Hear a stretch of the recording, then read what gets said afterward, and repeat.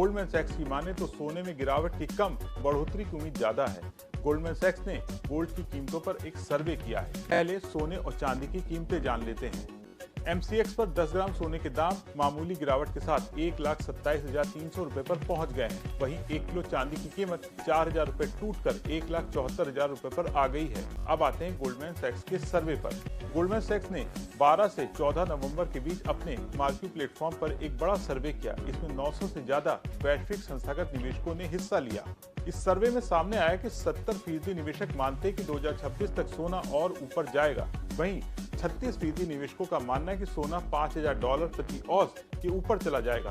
33% इसे 4,500 से $5,000 के बीच देखते हैं। सिर्फ 5% भी कम निवेशक मानते हैं कि सोना $3,500 से $4,000 तक गिर सकता है। गोल्डमैन सैक्स के सर्वे के 2 बड़े कारण बताए गए हैं जिसकी वजह से सोने की कीमतें बढ़ रही हैं। पहला, ब्याज दरों में कटौती की उम्मीद। दुनिया की सबसे बड़ी अर्थव्यवस्था अमेरिका अब धीरे धीरे ब्याज दरों को कम करने की तैयारी में है।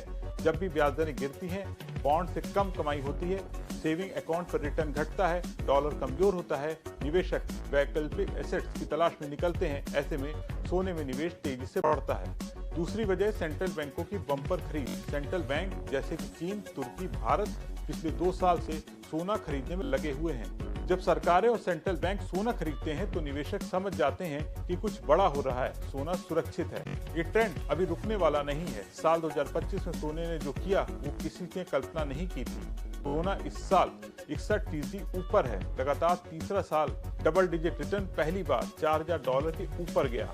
सोना बार बार नए रिकॉर्ड बना रहा है। आखिरी बार ऐसा 1969 में हुआ है, यानी 40+ साल बाद सोना फिर से इतिहास दोहरा रहा है। जिस तरह से सोने और चांदी की कीमतें बढ़ी हैं, आपका इसके बारे में क्या सोचना है, कमेंट करके बताएं। अगर आपको वीडियो पसंद आया तो इसे लाइक और शेयर करना ना